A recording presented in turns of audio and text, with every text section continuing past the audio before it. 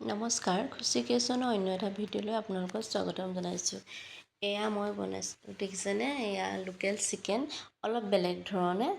মইনো কেনেকৈ বনালোঁ এয়া চাওঁচোন আহক। এয়া লৈছোঁ মই 1 কেজি লোকেল চিকেন। এয়া দেখিছেনে? অকণমান সময় মই মেৰিনেট কৰি থৈছিলোঁ। আৰু আপোনালোকে সকলোৱেতো জানেই কেনেদৰে মেৰিনেট কৰে। মই বৰ বিশেষ সময় নাপালোঁ, মানে কম সময় মেৰিনেট কৰি থ'লোঁ। এয়া লৈছোঁ মই এইফালে এখন কেৰাহী গৰম হ'বলৈ দিছোঁ। আজি মই অকণমান বেলেগ ধৰণে বনাম, আপোনালোকে তেনেদৰে বনাই খাবচোন। ইয়াতে মই কেৰাহীখন গৰম হ'লত কেইটামান জিৰা দিছোঁ, কেঁচা জিৰা, আৰু এয়া দেখিছেনে মই তিল দিছোঁ। তিল চিকেনটো সকলোৱে খায় নহয়নে? মই এয়া বৰ বেছি তিল দি নবনাওঁ, অলপ কম পৰিমাণে দিছোঁ। জিৰাৰ লগত একেলগে মই এইখিনি অলপ ভাজি ল'ম। তেলকেইটা ফুটি অহা সময়লৈকে মই ভাজি ল'ম।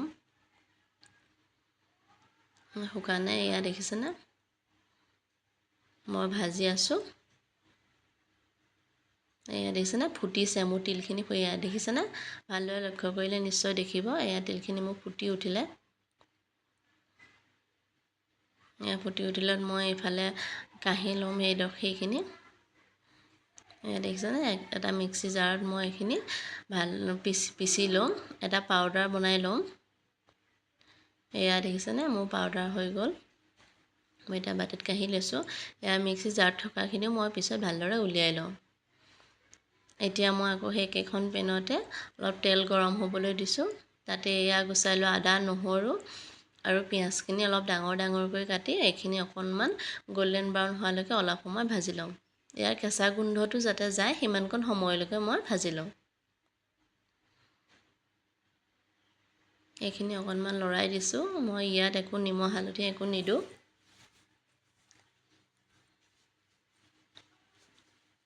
ইয়াতে মই কাটি ৰখা 2টা বিলাহী ইয়াতে মই দি দিছোঁ। বিলাহীখিনিও অকণমান সময় মই ভাজি লৈছোঁ।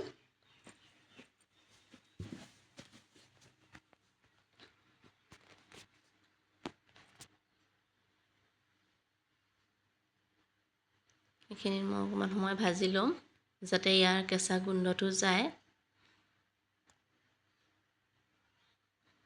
গেছটো মিডিয়াম টু ল' ফ্লেমত। এয়া দেখিছেনে মই তেল বাকি দিলোঁ, অকণমান ঠাণ্ডা হ'বলৈ দিছোঁ। আৰু এইখিনি ঠাণ্ডা হ'লে মই এটা ইয়াত সুন্দৰ পেষ্ট বনাই লওঁ। এয়া সেই কেৰাহীখনত মই অকণমান দিছোঁ তেল, অথনি যিহেতু দিছোঁ তেল সেইকাৰণে বৰ বিশেষ তেল দিয়া নাই। গোটা মছলাকেইটা দি দিছোঁ। তাতে আৰু পিঁয়াজ অকণমান দি দিছোঁ। যিহেতু মই পিঁয়াজ, আদা, নহৰু পেষ্ট দিমেই সেইকাৰণে তেলত অকণমান পিঁয়াজ দিছোঁ। আৰু গোটা মছলাকেইটা দি অলপ ভালদৰে ভাজি লৈছোঁ। এইখিনি ভালকৈ ভাজ খুৱাই যোৱাৰ পিছত মই মেৰিনেট কৰি ৰখা মাংসখিনি ইয়াতে দি দিছোঁ।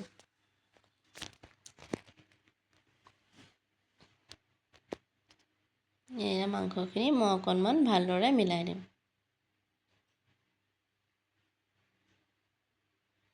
অকণমান ভালদৰে লৰাই অকণমান ঢাকি দিছোঁ। দেখিছেনে মোৰ অলপ ভজা হৈ গৈছে, মাংসৰ পৰা পানী এৰিছে। মাংসৰ পৰা এয়া পানী ওলাইছে। ইয়াতে মই অলপ ধনিয়া গুড়ি দিছোঁ। জিৰা গুড়ি মই এতিয়া নিদিওঁ, অলপ মই মিট মছলা দিছোঁ।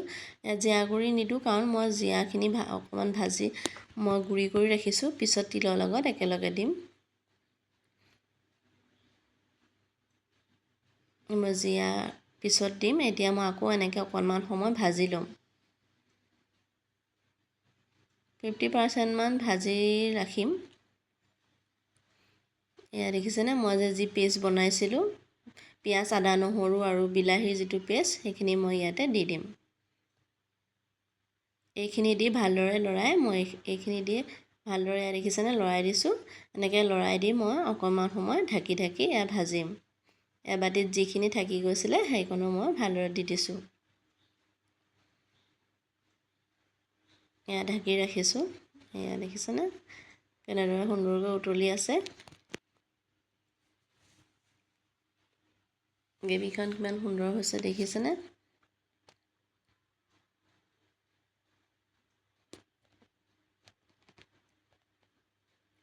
কিমান কালাৰটো দেখিছেনে কিমান সুন্দৰ হৈছে।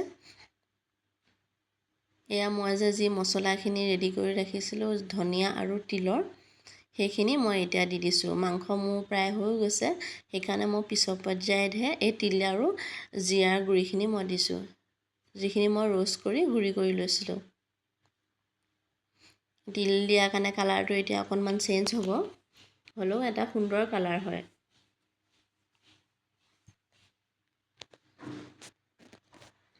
অকণমান চেনি দিছোঁ যাতে মোৰ গোটেইখিনি মা মছলা নিমখ বিলাহী সকলো যাতে বেলেঞ্চটো মিলে, তাৰ বাবে মই অকণমান চেনি ব্যৱহাৰ কৰিছোঁ।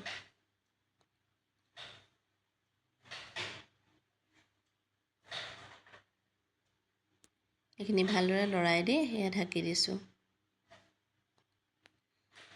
এইখিনি মোৰ ভজা হৈ গৈছে, দেখিছেনে মোৰ মছলাখিনি কি সুন্দৰকৈ লাগিছে।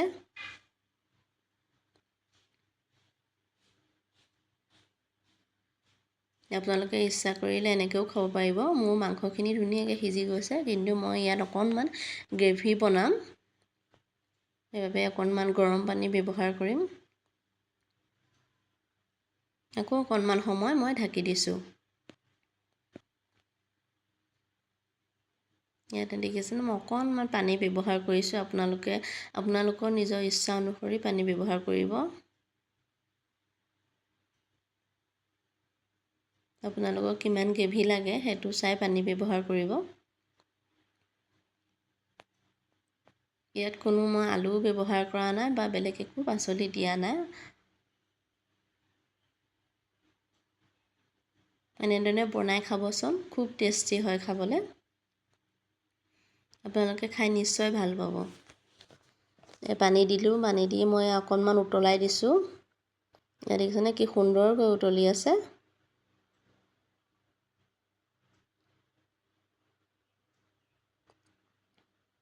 দেখিছেনে মোৰ জোলখন কি ধুনীয়া হৈছে।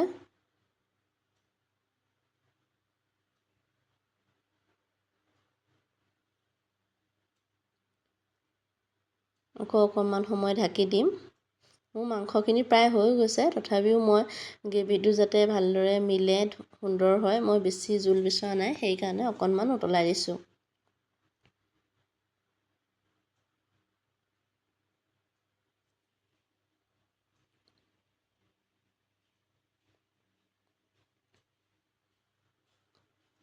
বিভিন্ন ধৰণে আমি মাংস বনাই খাওঁ নহয়নে, এনেদৰে বনাই খাবচোন। এয়া দেখিছেনে কালাৰটো কি সুন্দৰ হৈছে আৰু কেনেদৰে উতলি আছে দেখিছে। এয়া দেখিছেনে মই মান ধনিয়া পাত লৈছোঁ। মান ধনিয়া পাত আমি মাজে মাজে খাই থাকিবই লাগে, স্বাস্থ্যৰ কাৰণেও ভাল। অকণমান মই কুটি দিছোঁ, টুকুৰা টুকুৰ কৰি মই দি দিছোঁ। এয়া মোৰ ৰেডি হৈ গ'ল। কেনেকুৱা লাগিছে জনাবচোন। এয়া চাওক কি সুন্দৰ হৈছে, ৰংটো দেখিছেনে কিমান সুন্দৰ হৈছে। না বেছি ক'লা হৈছে না বগা হৈছে। এয়া মোৰ অকণ বেলেগ ধৰণে বনাইছোঁ। এয়া দেখিছেনে গ্ৰেভিখনো কি সুন্দৰ হৈছে। ভাতৰ লগত ৰুটিৰ লগত আপোনালোকে যিহৰ লগতে আপোনালোকৰ মন যায় তাৰ লগতে পৰিৱেশন কৰিব পাৰিব। দেখিছেনে কি সুন্দৰ হৈছে। এনেদৰে এবাৰ বনাই খাবচোন। এনেদৰে এবাৰ বনাই খালে বেলেগ ধৰণে বনাই খাবলৈ মন নোযোৱাই হ'ব। খুব ধুনীয়া হৈছিল। ভিডিঅ'টো চোৱাৰ বাবে আপোনালোকক বহুত বহুত